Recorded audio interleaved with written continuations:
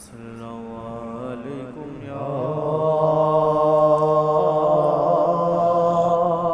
رسول اللہ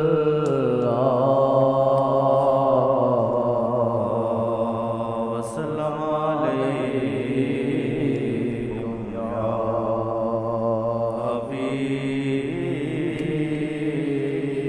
اللہ رکھا ہے سینے میں کیا رکھا ہے نینن میں کیا رکھا ہے سینے میں کیا رکھا ہے نینن میں دل پہ راز کھلتے ہیں پاک نظر احمد سے دل پہ راز کھلتے ہیں پاک نظر احمد سے دل سے راز کھلتے ہیں پاک نظر احمد سے دل پہ راز کھلتے ہیں پاک نظر احمد سے دل پہ راز کھلتے ہیں پاک نظر احمد سے دل پہ راز کھلتے ہیں پاک نظر احمد سے عمر بھر کے لیے وہ ایک نظر عمر بھر کے لیے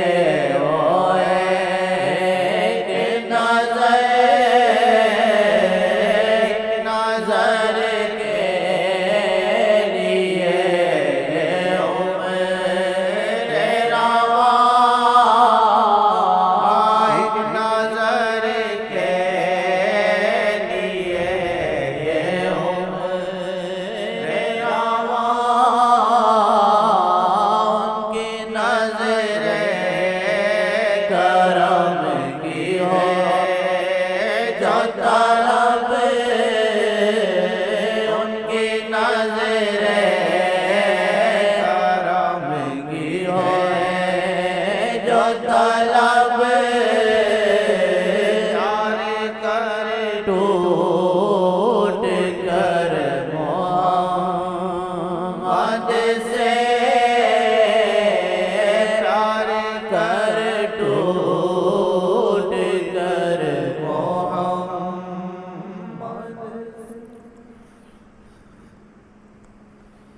سلام لے لو اور سلام دے دو، بس اسی میں خیر ہے۔ رابطہ جو سلام سے ہوتا ہے بہت زبردست ہوتا ہے، اگر اس کا پتہ ہو حقیقت کہ جس چیز کو نبی کریم کہیں اس میں بہت اثر ہوتا ہے۔ تو فرمایا کہ تم کو ایسی چیز نہ بتاؤں صحابہ کا کہ تمہارے آپس میں دل لگ جائیں، محبت پیدا ہو جائے، یہ مفہوم ہے۔ تو صحابہ نے کیا بتائیں، تو آپا جی نے کہا کہ آپس میں سلام کیا کرو۔ گھر میں بھی آپ سلام کی عادت ڈالیں، جب باہر جائیں، جب آئیں، جب سلام، دیکھنا گھر میں کتنی مصیبتیں دور ہوں گی، اور دیکھنا کتنی اتفاق ہوگی، لڑائیاں کم ہو جائیں گی، لیکن کرتے نہیں ہیں نا۔ کوئی بھی بات کرے دنیا میں، اس کی بات کا اثر نہ اثر کا یقین پورا نہیں کرنا چاہے، ہو یا نہ ہو، لیکن نبی کریم بات کہتے ہیں 100%۔ میاں بیوی میں اگر محبت نہیں، ایک دوسرے سے سلام کریں، ایک دوسرے کو سلام کریں، اور میاں بیوی کی محبت آپس میں نہیں ہے 786 بسم اللہ چوری چوری ایک دوسرے پر پڑھیں، آپس میں خوشی شروع ہو جائے گی۔ وہ کہیں بیٹھا ہو خامن یا بار گز پہ 786 بسم اللہ الرحمن خامن دیکھتے بیوی لڑتی ہے، بات نہیں مانتی ہے، 786 بسم اللہ پڑھ کے وہ سویا شروع کر دے بس۔ یہ بھی ہے تجربہ کریں، اور گھر میں بھی سلام کریں، ایک کمرے سے دوسرے کمرے 5 منٹ کے بعد آئے السلام علیکم، بی بی جی سلام علیکم، بی بی جی آئے 5 منٹ کے بعد میاں جی سلام علیکم، دیکھنا کیا ہوتا ہے۔ حدیث کے وہ شجر یہ درخت کے اور سے بھی نکلتے تھے، یا نکلو جس کا مفہوم آ کر تب بھی سلام کیا کرو۔ گھروں میں کتنی نا اتفاقی پریشانی، اس سے کتنی رحمت آ جائے۔ سلام کے معنی سلامتی رحمت، اس لیے آپ کہتے ہیں اسلام پہ بڑا زور دیتا ہے، تو یہ حدیث میں آیا ہے اسلام کی وجہ سے ہم لوگوں پر رحمت بہت آتی ہے۔ میں ہمیشہ آپ کو سلام کرتا رہتا ہوں، آپ بھی کرتے رہتے ہیں، بس ادھر ہی گھر میں سلام نہیں کرنی ہے، بی بی جی کو سلام نہیں کرنی ہے۔ بی بی جی کو تو بہت ہی سلام کرو، تمہارا کھانا پکاتی ہے، تمہارے کپڑے دھوتی ہے، تمہارے بچوں کو پالتی ہے، اور نبی کریم فرماتے ہیں خیرکم خیرکم لأہلہ، تم میں سے اچھا بہتر وہ جو بیوی کے ساتھ اچھا سلوک کرے۔ پھر بعد میں اچھا سلوک کرتے نہیں ہیں، بچے بڑے ہوتے ہیں، باپ کو آنکھیں دکھاتے ہیں، بات نہیں مانتے ہیں، تو بی بی جی نے بتا دیا نا بچوں کی تیرا باپ ایسا خبیث تھا، شیطان تھا، یہ ایسے کرتا تھا، تو پھر تو ان کی ماں کو تکلیف پہنچی، ہاں جی ماضی میں، اب تم بڑے ہو گئے، ماں نے تو بتا دیا یہ ایسا خبیث تھا، وہ تو نہیں کہیں گے خبیث ہے، کیونکہ جب خبیث تھا تو اس سے کیا محبت کریں، جو ہماری ماں کے ساتھ ہی اچھا نہیں رہا۔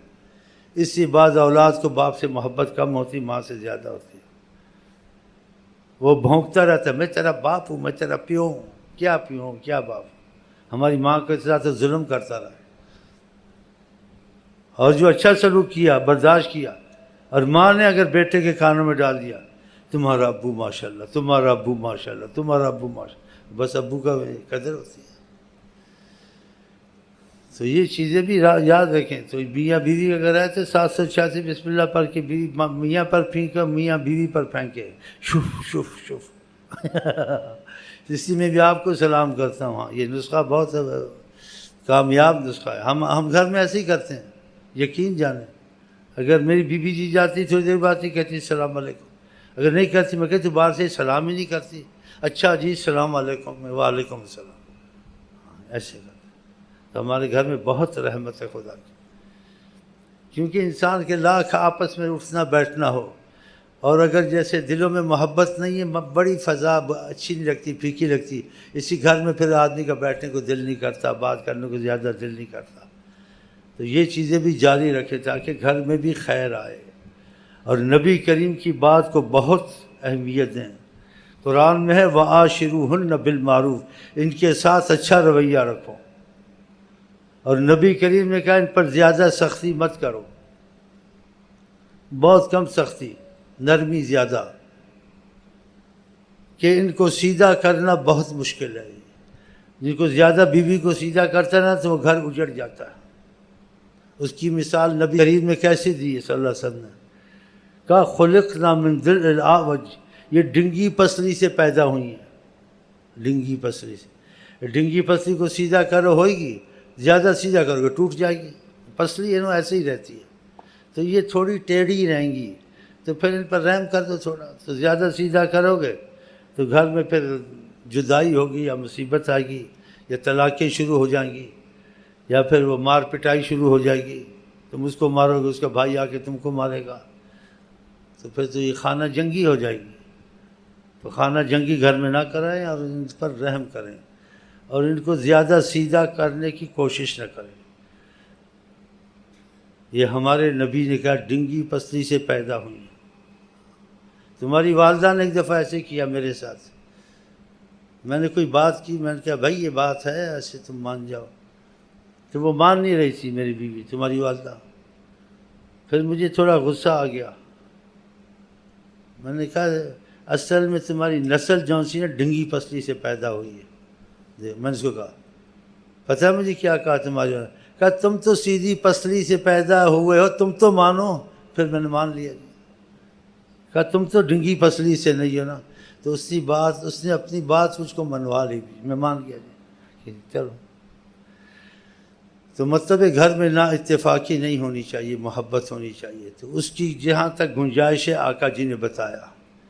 اور بیویوں سے نسلیں چلتی ہیں جی، گھر کے کھانے پکاتی ہیں، تم کو گناہوں سے بچاتی ہیں، ہیں جی، تمہارے بچوں کو پالتی ہیں۔ اس کا میں نے پہلے بھی آپ کو سنایا تھا، اگر یہ زیادہ زبان چلائیں، گڑبڑ بھی کریں، تب بھی برداشت کرنی چاہیے، یہ ہمارے اسلام میں تعلیم ہے۔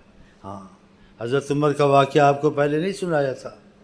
ایک شخص تھا، اس کو تک اپنی بیوی سے کچھ شکایت تھی، اس نے کہا حضرت عمر سے شکایت کروں جا کے کہ وہ در پردہ میری بیوی کو کچھ سمجھائیں کہ میرے ساتھ یہ ایسا جھگڑا یا زبان درازی نہ کرے۔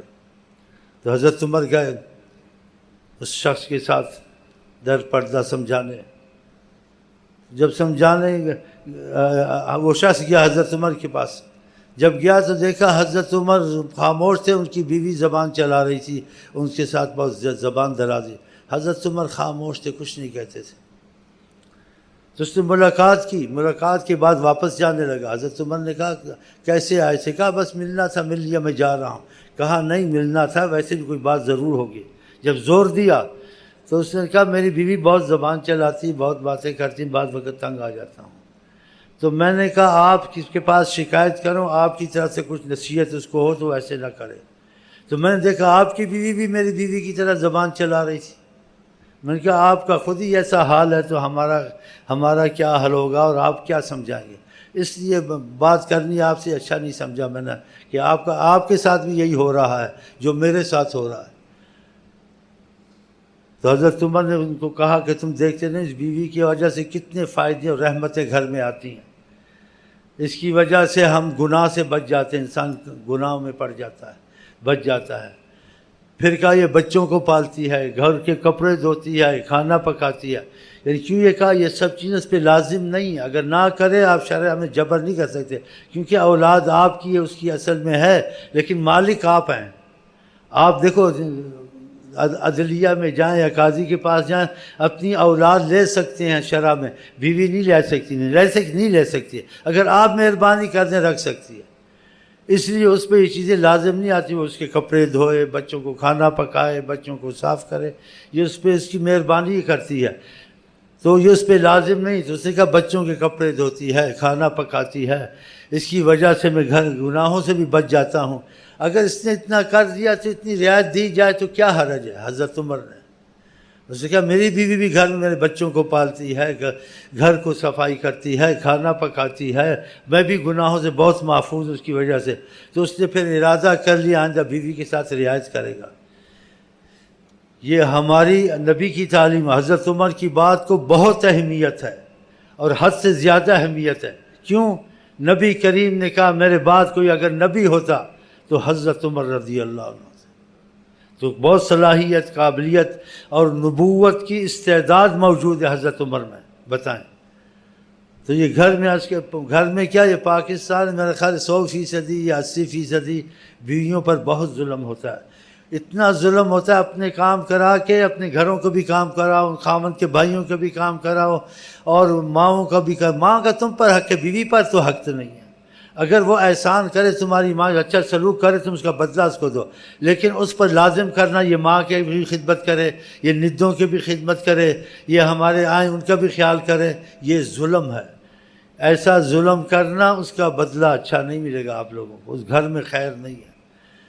تو اگر وہ مروت کے طریقے سے کرے، محبت سے کرے، تو محبت مروت کا جواب آپ بھی مروت سے دیں، اس کے خاندان سے احسان کریں، اس کو اچھے کھانے یا اچھی چیزیں جو اس کی طلب وہ پورا کریں کہ تو ہم اچھا سلوک کرتی، ہم بھی تم سے اچھا سلوک کریں گے۔ اگر وہ نہ کرے، اس پر لازم یہ چیز نہیں ہے، کیونکہ دین میں معاملہ ہے، دین معاملہ، اگر معاملہ اچھا ہے، اس میں کیا اس کی نماز، کیا اس کا روزہ، اس کا معاملہ تو اچھا نہیں ہے۔ اس لیے نبی کریم جس بات کو اہمیت دیں، اس کو اہمیت دیں، اور ان بیویوں کے ساتھ بہت سلوک اچھا کرنا چاہیے۔ اگر یہ ان کے خاندان کے برے بھی ہوں، جو حکمت کا تقاضا، آپ کبھی ان کو برا نہ کہیں بیوی سمجھ کے، کیونکہ تمہارے گھر میں بھی اچھے برے سب میں سے، اگر تم کہو گے تمہارے گھر میں وہ رہتی، تمہارے گھر کی ساری برائیاں باہر نکالے گی۔ اگر تم اس کے بروں کو اچھا کہو گے تمہارے بروں کے بھی وہ پردے رکھے گی۔ تو یہ چیزیں شرع میں حکمت کے تقاضے سے نہیں کرنا چاہیے۔ تو اللہ تعالی ہم کو آپ کو توفیق دے، ہماری آپ کی آپس میں گھروں میں بھی خدا کرے محبت رہے، نا اتفاقی نہ رہے۔ اور ہم آپ کو کہتے ہیں السلام علیکم ورحمۃ اللہ وبرکاتہ۔ آپ کیا کہتے ہیں؟